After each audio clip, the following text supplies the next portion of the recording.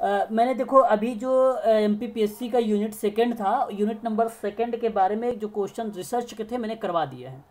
बाकी और भी मैं समाज कार्य से प्रश्न आप लोगों को डेली करवा रहा हूँ, वीडियो जो है डेली अपलोड करता हूँ सुबह, आप उसे भी देखा करें, ठीक है। उस प्रश्न का जो है वहाँ से आप लोगों को कुछ प्रश्न मिलेंगे आप सबको, ठीक है।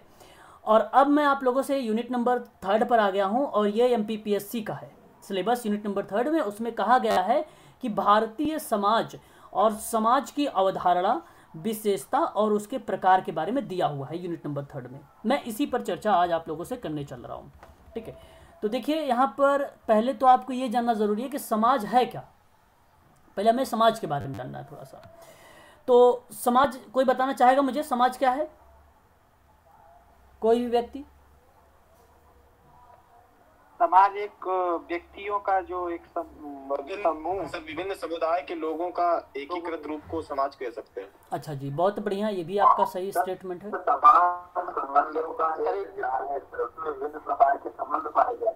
अच्छा जी, चलिए ये भी सही जवाब। देखो समाज, इसमें आपको ये समझना है कि जब एक से अधिक लोगों के समुदाय से मिलकर एक बृहद समूह जब बन जाता है, या एक बृहद समूह हो जाता है व्यापक लेवल पर, तो उसे हम बोल देते हैं भाई ये समाज है।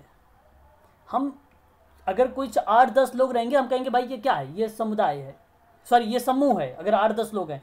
और वहाँ पर अगर हम बात करते हैं कि किसी बस्ती वगैरह में चले जाते हैं, तो वहाँ पर हम डिसाइड कर देते हैं भाई काफ़ी जनसंख्या कुछ ज़्यादा होती है, तो उसको हम बोल देते हैं भैया ये समुदाय है। और जब समुदायों का समूह बन जाता है तो ऐसे में हम इसको क्या बोलते हैं, समाज। उसको क्या बोल देते हैं, समाज बोल देते हैं। तो आपको जैसे सिंपल सी बात है, आप सभी लोगों को पता होगा, ये इंडिविजुअल व्यक्ति जानते हैं, कुछ व्यक्तियों के मिला दिया जाए तो वो समूह बन जाएगा, और कुछ समूह को मिला दिया जाए तो समुदाय बन जाएगा, और कुछ समुदाय को मिला दिया जाए तो समाज बन जाएगा, और कुछ समाज को मिला दिया जाए तो फिर क्या बन जाएगा, बताइए जरा। ब्रह्मांड, यस, आप ये भी कह सकते हैं एक प्रकार से है। तो ये, हाँ, एक प्रकार से आप यहाँ पर ये समझ सकते हैं कि जहाँ पर बृहद समूह बना हुआ है या बृहद कोई समुदाय बना हुआ है, तो उसको हम लोग बोलते हैं क्या, हम लोग बोलते हैं समाज, जिसमें सभी व्यक्ति मानवीय क्रियाकलाप करते हैं, और मानवीय क्रियाकलाप में आचरण, सामाजिक सुरक्षा और निर्वाह आदि क्रियाएं जो होती हैं शामिल होती हैं उसमें। तो समाज में जानते हैं आप सभी लोग कि मानवीय क्रियाविधि या मानवीय गतिशीलता, या आप ये कह सकते हैं क्रियाविधि या क्रियाकलाप, एक्टिविटी शामिल है मानवीय समाज में। और वो आचरण, सामाजिक सुरक्षा, निर्वाहन आदि जैसे बहुत सारी क्रियाविधि होती हैं, वो सभी की सभी एक्टिविटी इसमें शामिल है। जो समाज लोगों का ऐसा समूह होता है जो अपने अंदर के लोगों के मुकाबले अन्य समूहों में काफ़ी कम मेलजोल रखता है।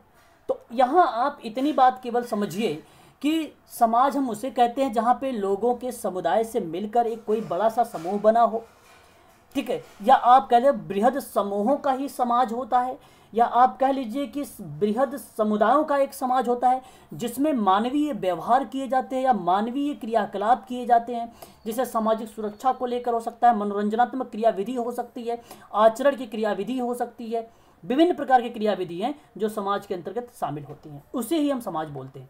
अभी और आपको क्लियर हो जाएगा।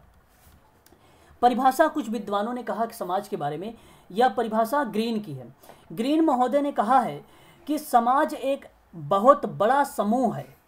समाज जो है एक बहुत बड़ा समूह है जिसका कोई भी व्यक्ति सदस्य हो सकता है। समाज जनसंख्या, और अगर हम बात करें संगठन, समय, स्थान और स्वार्थों से बना होता है। तो जो समाज है वो संगठन, जनसंख्या, समय, स्थान, स्वार्थ इत्यादि चीज़ों से बना हुआ है, और ये ग्रीन महोदय कहते हैं। ग्रीन महोदय की एक बात ध्यान रखना आप सभी लोग, समाज का बहुत बड़ा समूह है जिसे हम समाज कहते हैं, जिसमें व्यक्ति जो होता है वो सदस्य के रूप में होता है, एक व्यक्ति एक सदस्य के रूप में होता है। तो ये ग्रीन महोदय का है। एडम स्मिथ की बात करते हैं, मनुष्य के पारस्परिक लाभ के नियमित और कृत्रिम उपाय किया जाता है वह समाज कहलाता है। जहाँ मनुष्य के पारस्परिक लाभ को नियमित करने के लिए जो कृत्रिम उपाय बता रहा है, जो आर्टिफिशियल एक प्रकार के आपके लिए यहाँ पे लाभ बता रहा है, लाभ के रूप में आ रहा है, कृत्रिम आर्टिफिशियल में, तो वह बेसिकली समाज है। तो मनुष्य के पारस्परिक लाभ, मतलब एक दूसरे से मनुष्य को क्या होता है, लाभ होता है। मुझे आपसे लाभ है, आपको मुझसे लाभ है, ठीक है। तो ये क्रियाविधि होती है, ये एडम स्मिथ कहते हैं। डॉक्टर जेम्स कहते हैं समाज में कि मनुष्य के शांतिपूर्ण संबंधों की जो है अवस्था का नाम समाज है। जो मनुष्य है, मनुष्य का शांतिपूर्ण जो संबंध है, वो वही अवस्था समाज है। लेकिन ऐसे आज कहाँ देख रहे हैं आप, शांतिपूर्ण कहीं देख रहे हैं? हर जगह उधम मचाया गया है ना। तो डॉक्टर जेम्स कहते हैं कि मनुष्य के शांतिपूर्ण संबंधों की जो अवस्था होगी वो क्या होती है, बेसिकली समाज होती है, डॉक्टर जेम्स कहते हैं। आगे अगर हम बात करते हैं प्रोफेसर गिडेंस के बारे में, प्रोफेसर गिडेंस कहते हैं समाज भाई वो है जहां हम एक संघ के रूप में कार्य कर रहे हों, और या तो एक संगठन के रूप में काम कर रहे हों। तो समाज स्वयं एक संघ है, और यह एक संगठन है और व्यवहारों का योग है, और जिसमें सहयोग देने वाले व्यक्ति एक दूसरे से संबंधित होते हैं। आपकी मदद मैं कर देता हूं, मेरी मदद आप सब कर देते हैं।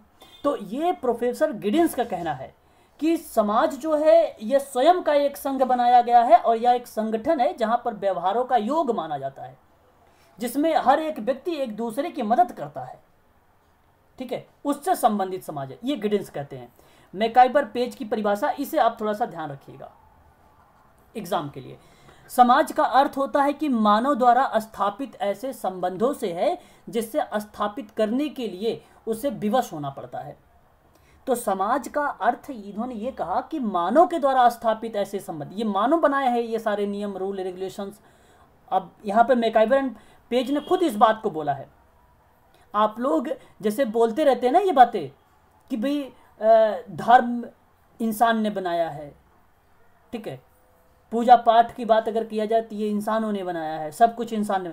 तो अब आप ये भी बोल सकते हो कि मैकाइबर एंड पेज ये एक विद्वान है, और ये विद्वान कहते हैं कि मानव के द्वारा जो स्थापित ऐसे संबंध, जो भी चीज़ें स्थापित मानव के द्वारा किया गया है, वो उसको विवश कर देता है एक प्रकार से समाज में रहने के लिए। तो इस क्रियाविधि को जिसे स्थापित करने के लिए विवश होना पड़ता है, वह समाज का एक प्रकार को रिप्रेजेंट करता है, या समाज को एक प्रकार से प्रतिनिधित्व करता है, जो मानव के द्वारा स्थापित होते हैं संबंध। तो यहाँ पर यही जवाब आपका करेक्ट हो जाएगा। तो ये होता है समाज। सिंपल शब्दों में आप सबको पता हो गया होगा कि समाज किसे कहते हैं। समाज बेसिकली एक बहुत बड़ा समूह होता है, एक बहुत बड़ा समुदायों का भी समूह होता है, या समूह का भी बोल सकते हैं, या समुदाय का भी बोल सकते हैं, जिसमें व्यक्ति जो होता है वो एक सदस्य के रूप में अपनी भूमिका निर्वाहन करता है, या अपनी भूमिका के बारे में बात करता है, ठीक है, या अपना भूमिका का निर्वाहन करेगा, ये सबसे बेटर रहेगा, इसे बोलेंगे तो आप लोग, ठीक है। तो ये चीज़ें होती है समाज। अब हम बात करेंगे समाज में कुछ और परिभाषा के बारे में। तो ग्रीन्स के बारे में आपको पता चल गया कि बृहत्तम समूह का जिसका सदस्य बन सकता है। C.H. कूले, अगर हम बात करें चार्ल्स हर्टज कूले के बारे में, तो ये कहते हैं कि मानव समाज में समूह तथा व्यक्ति एक ही सिक्के के दो पहलू हैं, जो व्यक्ति के बिना समाज और समाज के बिना व्यक्ति की कल्पना ही नहीं की जा सकती है।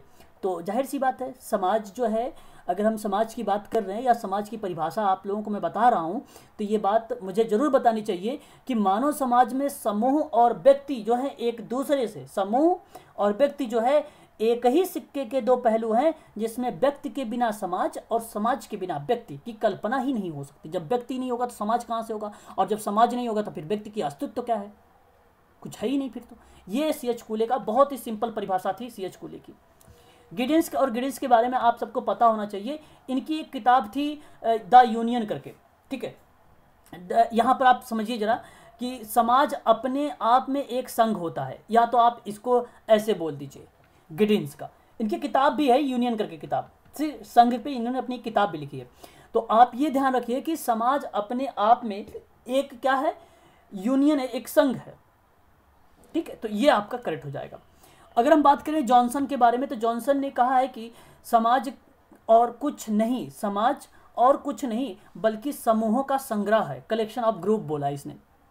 कलेक्शन, कहीं आप देख रहे हैं यूनियन के बारे में बात किया जा रहा है, एक संघ के बारे में बात किया जा रहा है, कहीं आप देख रहे हैं कलेक्शन ऑफ ग्रुप के बारे में बात किया जा रहा है, तो आप बोल सकते हैं कि समूहों का जो संग्रह होगा, कलेक्शन होगा, वो बेसिकली क्या कहलाता है, आपका समाज कहलाता है। ठीक है। जॉनसन की एक पुस्तक थी, उस पुस्तक का नाम भी आप ध्यान रख लीजिए कि इन्होंने सोशियोलॉजी सिस्टमैटिक इंट्रोडक्शन के बारे में बात किया है, इनकी किताब थी। और इसने बताया कि समाज को मूर्त रूप में परिभाषित करते हुए इसके 4 बुनियादी तत्वों के बारे में चर्चा किया। तो कभी कभी जैसे आप लोगों ने एग्ज़ाम में देखा होगा, क्या नाम है उसका, आगस्ट कामटे का, तो बेसिकली 3 नियम बहुत फेमस हैं, आप लोगों ने पढ़ा भी होगा, अब आ रहा है, इसी में आएगा, ठीक है।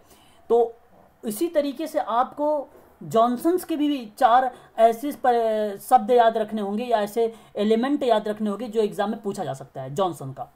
एक है आपका निश्चित भूभाग, दूसरा आपका है संतान की उत्पत्ति, तीसरा आपका है सर्वांग व्यापी संस्कृति, और चौथा आपका क्या है, आत्मनिर्भरता। ये 4 ऐसे इसके एलिमेंट हैं जॉनसन के, इसे आप लोग ध्यान रखिएगा, ठीक है। ये इंपॉर्टेंट है, मैं आप लोगों से क्वेश्चन जब करवाऊंगा अगस्त वाला, तो ऑप्शन में जरूर जॉनसन का नाम मिलेगा। देखना, मैं बताऊंगा कि जॉनसन का ये 4 नाम आपको पता होना चाहिए कि निश्चित भूभाग, संतान उत्पत्ति, सर्वांग व्यापी संस्कृति, आत्मनिर्भरता। ये 4 जॉनसन के जो पुस्तक आई थी सोशियोलॉजी सिस्टमैटिक इंट्रोडक्शन, उसमें बताया था समाज को मूर्त रूप में परिभाषित करने के लिए, मूर्त रूप में। अभी मूर्त और अमूर्त क्या है टेंशन ना लीजिए, ये इसकी भी पीडीएफ में बना चुका हूं, अभी आएगा स्लाइड में, ठीक। आगे हम बात करते हैं। यहां पर समाज जो है मूलतः घटना ना होकर प्रक्रिया को ही व्यक्त कर देता है। मशीन के द्वारा उत्पादित वस्तुएं मशीन को नष्ट हो जाने पर बाद में जो है बाद भी बनी रहती हैं, लेकिन समाज का निर्माण करने की वाली प्रक्रिया जो होती है वो लुप्त होते ही समाज भी लुप्त हो जाता है। बहुत सिंपल परिभाषा बताया गया है, यहाँ पे कहा जा रहा है कि मशीन के द्वारा जो उत्पादित वस्तुएं होती हैं, तो मशीन के नष्ट हो जाने के बाद वो वस्तुएं तो बनी रहेंगी, कि वस्तु थोड़ी ना उसके साथ साथ नष्ट हो जाएगी, लेकिन समाज का जो निर्माण होता है या निर्माण करने वाली जो क्रियाएं होती हैं, अगर वही क्रियाएं लुप्त हो जाएं तो समाज भी लुप्त हो जाएगा। भाई आज जैसे आप मेरे से एक सकारात्मक व्यवहार से बात कर रहे हैं, मैं भी आपसे अच्छे से बात कर रहा हूं, तो समाज में मतलब बना हुआ है ये सारी चीज़ें, हमारी और आपका सामंजस्य, तालमेल, और इस तरीके से सभी लोगों के साथ बना होना चाहिए। और यदि वही चीज़ें ना हो, अगर क्रियाविधि सही तरीके से ना हो, असामाजिक या अवांछनीय क्रियाविधि तरीके से मैं आपसे बात करूं और अदर व्यक्ति भी आपसे बात करें, तो क्या कोई व्यक्ति एक दूसरे से मतलब रखेगा? कुछ नहीं। धीरे धीरे उस कंडीशन की तरफ चल रहे हैं, आप सभी लोग जा रहे हैं, आने वाला है वो टाइम, आ जाएगा उस समय, लेकिन अभी ऐसा संभव नहीं है, ठीक है। और आगे हम बात करते हैं मैकाइवर एवं पेज के बारे में। इन्होंने कहा कि समाज केवल कालक्रम में ही रहता है। मतलब अगर हम बात करते हैं मैकाइवर पेज के बारे में, तो देखो मैकाइवर पेज ने भी एक परिभाषा और बोल दी समाज में, कि समाज केवल कालक्रम में ही रहता है। कालक्रम मतलब जैसे कि अगर शैशवावस्था के बाद, भाई वहाँ पर नो मोरलिटी नो सोसाइटी। शैशवावस्था में 4 साल के बच्चों में जो है लॉरेंस कोहलबर्ग ने अपने शब्दों में बोला है ये बात कि 4 साल के बच्चों में जो नैतिकता होती है वो अनुपस्थिति होती है। इसकी वजह से हम बोल सकते हैं नो मोरलिटी नो सोसाइटी। तो उसके बाद हर एक अवस्था में अलग अलग उसका समाज होता है, अलग अलग तरह से वो समाजीकरण करता है। किशोरावस्था में उसका अलग समाज तरीके से डेवलप हो जाएगा, ठीक है। फिर युवावस्था में अलग होगा, प्रौढ़ावस्था में अलग होगा। तो हर एक स्टेज में अलग अलग तरीके से उसका जो है सामाजिक विकास, भाषाई विकास, शारीरिक विकास, ये सारे विकास जो होते रहते हैं कंडीशन, ठीक है। तो यहाँ पर यह कहने का मतलब था मैकाइवर पेज का कि समाज केवल कालक्रम में ही रहता है, ठीक है। ये चीज़ें आपको ध्यान रखना होगा। अगर हम ऐतिहासिक के बारे में बात करें या विकास के बारे में बात करें इसके, तो हर्बर्ट जो है हर्बर्ट बिस्नो का नाम सुना होगा समाज कार्य दर्शन में आप सभी लोगों ने, ठीक है। तो ये ब्रिटिश के विद्वान हैं और इन्होंने जब इसका विकास हुआ समाज के बारे में, तो इन्होंने बताया था कि एक सरल समाज होगा, एक मिश्रित समाज होगा, एक दोहरे मिश्रित समाज होगा, एक तिहरे मिश्रित समाज होगा। तो देखिए अभी तक आपने अलग अलग विद्वान अभी मिलेंगे आप लोगों को, तो सबके अलग अलग स्टेटमेंट थे। तो हर्बर्ट स्पेंसर ने समाज कार्य दर्शन तो बताया था अमूर्त के रूप में, परंतु अगर मैं बात करूं तो इसके अलग स्टेटमेंट ये भी थे कि वो सरल समाज एक है, मिश्रित समाज भी है, दोहरे मिश्रित समाज है, तिहरे मिश्रित, मतलब बहुत ईजी है इसका, सरल, मिश्रित, दोहरे और तिहरे, ठीक है। तो ये आपको ध्यान रखना होगा, इस तरीके से डिवाइड किया है किसने? हर्बर्ट बिस्नो ने। तो हर्बर्ट बिस्नो के अकॉर्डिंग पूछा जा सकता है समाज कितने टाइप का है। अगर हम बात करते हैं इस्माइल दुर्खिम के बारे में, और इस्माइल दुर्खिम के बारे में बात करें तो फ्रांसिस एक समाजशास्त्री थे जिनका नाम था इस्माइल दुर्खिम, है ना। फ्रांसिस के समाजशास्त्री थे एमिल इस्माइल दुर्खिम, और इन्होंने समाज को कहा एक सरल समाज होगा, एक सरल एक दूसरा जो उन्होंने बताया कि सरल बहुखंडीय समाज होगा, और तीसरा इन्होंने कहा कि मिश्रित बहुखंडीय समाज होगा, और चौथा जो बोला कि इन्होंने दोहरी मिश्रित बहुखंडीय समाज होगा। अभी आप देख रहे थे कि सरल समाज, मिश्रित समाज, दोहरे समाज और तिहरे समाज के बारे में। अब आप देख रहे हैं इस्माइल दुर्खिम के बारे में सरल समाज इन्होंने भी बात कहा है, प्लस में बोला है बहुखंडी। जब बहुखंडी वाला शब्द आ जाए ना तो आप तुरंत आपके दिमाग में आ जाना चाहिए इस्माइल दुर्खिम का नाम। बाकी सारी चीज़ें सिमिलर दिख रही है उसी के जैसे। उसने भी सरल समाज के बारे में जिक्र किया है। हर्बर्ट बिश्नोई ने भी मिश्रित समाज के बारे में उसने भी जिक्र किया है। दोहरे मिश्रित समाज के बारे में उसने भी चर्चा किया था। तिहरे मिश्रित समाज के बारे में भी उसने चर्चा किया था। यहाँ पर अगर हम बात करें तो सरल के समाज के बाद सरल बहुखंडी, मिश्रित बहुखंडी और दोहरे मिश्रित बहुखंडी समाज हो जाएगा। यह आप ध्यान रखिएगा। मॉर्गन, इसका देखो नाम बेसिकली जो होता है एग्जाम में पूछा जाता है, ऑप्शन में आता है इसका नाम। इसकी एक किताब थी एशियंट सोसाइटी करके, मतलब प्राचीन सोसाइटी, प्राचीन समाज। इसका मतलब था प्राचीन समाज के बारे में इसने बताया था कि एक जंगल अवस्था होता है, एक बार्बर अवस्था होता है, एक साभ्य अवस्था होती है। तो इसने 3 भागों में बताया है समाज के बारे में। समाज को 3 भागों में इसका विकास किया था। तो ध्यान रखिएगा, जंगल अवस्था, बार्बर अवस्था और साभ्य अवस्था। ठीक, इसे आप ध्यान रखिएगा। आगे अगर हम बात करें तो ऑगस्ट कॉम्टे के बारे में अभी मैंने आपसे बताया भी है कि ऑगस्ट कॉम्टे ने त्रिस्तरीय सिद्धांत दिया था। ठीक है, आपको ध्यान रखना होगा। मॉर्गन की 3 कौन-कौन सी अवस्थाएं थी? मॉर्गन की 3 अवस्थाएं यहाँ पर था एचएल का। मॉर्गन की 3 अवस्थाएं, जंगल की अवस्था, जंगल, बार्बर और साभ्य। ठीक है, सभ्य अवस्था। हाँ, ठीक है। अगर हम बात करते हैं यहाँ पर ऑगस्ट कॉम्टे के बारे में, तो ऑगस्ट कॉम्टे का इंपॉर्टेंट है, इस पर स्टार लगाइएगा और इसका स्क्रीनशॉट भी ले लीजिए आप लोग, ताकि दिमाग में रहे आप लोगों को। तो बौद्धिक विकास की अवस्था प्रतिनिधित्व करता है और इसके परिणाम पर समाज की प्रगति पर दिखाई देता है। इन्होंने 3 अवस्था के बारे में बात किया है। ठीक है, ये प्रश्न बनाया गया है। और जैसे कि देखिए, अब मैं आपसे बात करता हूँ। एक अवस्था इसने बोला था धार्मिक, ये प्रश्न में आया, लिखा हुआ था कि कौन सा नहीं था, धार्मिक था। और उसके बाद आपका आता है जो है तात्विक, या जिसको दार्शनिक बोलते हैं हम लोग, और ऑप्शन में सिर्फ तात्विक लिखा था, दार्शनिक नहीं लिखा था। ठीक है, और अगर हम बात करें एक वैज्ञानिक, इसको बोला जाता है प्रत्यक्षवादी अवस्था। ठीक है, तो ध्यान रखिएगा। और जो धार्मिक होता है, इस अवस्था में ये माना है कि सामाजिक घटनाएं देवी शक्तियों से होता है, देवी शक्ति से होता है। और जो तात्विक के बारे में बात किया था ऑगस्ट कॉम्टे ने, इस अवस्था में समाज के ज्ञान के स्रोत को अमूर्त बता दिया था। अमूर्त, देखो अभी 2 शब्द आए, एक तो आपको मूर्त आया है, आपको अभी एक अमूर्त आया है। अच्छा, अभी ये समझ लीजिए ऐसे सिंपल लैंग्वेज में, मूर्त वो चीज़ें जो दिखाई दे रहा है, जिसको हम स्पर्श या टच कर रहे हैं, और अमूर्त वो चीज़ें जो दिखाई नहीं दे रहा है, जिसको हम टच नहीं कर पा रहे, वो अमूर्त होता है।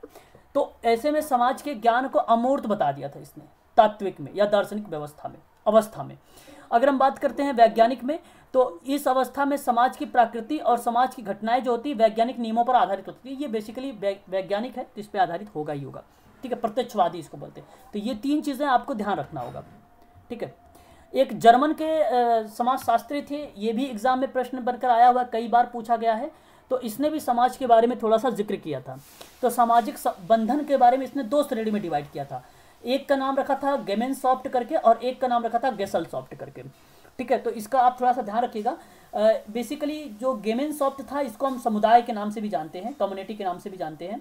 और जो गेसलसॉफ्ट था, ये समाज के रूप में, यानी ये सोसाइटी या सोशल के रूप में हम इसे जानते हैं। ठीक है, तो आप इसे ध्यान रखिएगा, ये भी इंपॉर्टेंट है। पूछा गया था 2021 में भी आया, 2020 में भी आया था, और एक बार और एग्जाम में प्रश्न आया हुआ था। 2 बार आ चुका है ये यूजीसी में। ठीक है, एक लास्ट विद्वान के बारे में चर्चा कर लेते हैं हम सभी लोग, कि जर्मन के विद्वान कार्ल मार्क्स हैं। और कार्ल मार्क्स के बारे में आपको पता होगा कि आर्थिक के आधार पे 5 प्रकार के इन्होंने समाज को डिवाइड किया। एक बार म्यूट हो जाइए सभी लोग। एक को इन्होंने कहा कि आदिम साम्यवाद, दूसरे को बोला था इन्होंने, देखो ध्यान रखिएगा, ये आदिम साम्यवाद इसी का है, कार्ल मार्क्स का ही है। ठीक है, जर्मन के विद्वान जो है मार्क्स के बारे में बात कर रहा हूँ, कार्ल मार्क्स वही। एशियाई समाज के बारे में बात किया, प्राचीन समाज के बारे में बात किया, सामंतवादी समाज के बारे में बात किया, और पूंजीवाद समाज के बारे में बात किया था। ठीक है, तो याद रखिएगा इन समाज के बारे में भी थोड़ा सा, इसके बारे में प्रश्न बनते हैं। कार्ल मार्क्स बहुत फेमस पर्सन है ये, है ना। और मार्क्स ने भविष्य में आने वाले दो समाजों को, शेयर कर देना आप। ठीक है, ठीक है, पीडीएफ सेंड कर दूंगा। मार्क्स ने भविष्य में आने वाले दो समाजों को भी चर्चा किया था। पहला इन्होंने बोला था समाजवाद के बारे में, और दूसरा इन्होंने बोला था साम्यवाद के बारे में। तो कार्ल मार्क्स बहुत फेमस है, पूछा जा सकता है कि भविष्य के आने वाले दो समाजों के बारे में बताइए। तो एक समाजवाद होगा, एक साम्यवाद होगा। और या तो आपको दे देगा ऑप्शन में कि भविष्य में आने वाले दो समाजों में से पहला समाज, एक समाज साम्यवाद है तो दूसरा कौन सा है, ठीक है। तो ये याद होगा, या तो दूसरा साम्यवाद है तो पहला कौन सा है, समाजवाद होगा। पहला अगर समाजवाद है तो दूसरा कौन सा है, साम्यवाद होगा। ऐसे भी प्रश्न बनते हैं एग्जाम में, ठीक है। सर मार्क्स ने आर्थिक आधार पे जो 4 प्रकार से 5 बताए थे वो कौन कौन से हैं सर? 5 प्रकार तो बता दीजिए, मैं लिख रहा था। 5 प्रकार के बताएं। देखो, आदिम समाज साम्यवाद, एशियाई समाज, प्राचीन समाज, स्क्रीनशॉट ले लीजिए, सामंतवादी समाज और पूंजीवादी समाज, ठीक है। ये चीजें क्लियर हो गई होंगी। चलिए, आज के लिए इतना ही रखते हैं हम लोग, है ना। इसके आगे जो है मैं कल स्टार्ट करूंगा, ठीक है। आज समय भी हो गया, बच्चे शायद बोर भी हो रहे होंगे आप, है कि नहीं। तो मैं इसके आगे जो है कल कराऊंगा 8 बजे आप सबकी जो क्लास होगी।